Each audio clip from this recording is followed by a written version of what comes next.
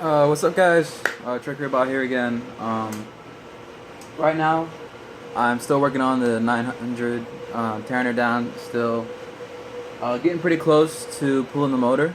After we get the brakes pulled off and everything like that, we'll roll her outside, get the engine taken off, kind of spray the frame down a little bit. After that, we'll roll her back inside, start taking off of the front forks and the rear shocks right there. Alright. I will be switching over to spring shocks with coilovers and a little reservoir out the reservoir. Those are really cool to me. They look really cool. I'm also a truck guy, so if you ever see like a lifted truck on this channel, then it'll probably have coilovers with a reservoir on it. But so far the bike's alright. None of the bolts have really broken. Everything's mostly coming off pretty simple. Of course, you have to put a little bit of strength into it. The bike does look pretty cool right now. I have the stock tank sitting on. This is the tank it came with, and a stock seat on it. That's an old style seat that came off of an 82 900 sitting over here. I just pulled it off of that one and stuck it on this just for an effect, just to see how it would look.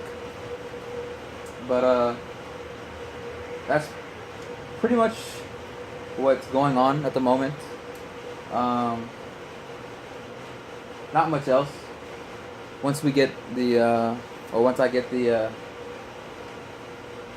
wiring out for the blinkers up front on the front forks, and everything from there will be pretty simple. Just roll it off, take it outside, dump the engine out, bring the frame back in, put it up here, and disassemble more. This will be a long project because I do not have the funds right now to basically do it all in one setting. This will probably be over the summer, and over the summer I'll of course do some more things. I've got a leveling kit for my truck that I'm going to put on. It's a 2012 Silverado. I'll make a video on that to help a lot of people out. But as for this bike, it's alright. It's doing okay. Pretty much it. Some things I would like to do to it to turn it into that cafe racer kind of vibe. Back here we have some seat mounts. Well, I'll just take a couple of seconds.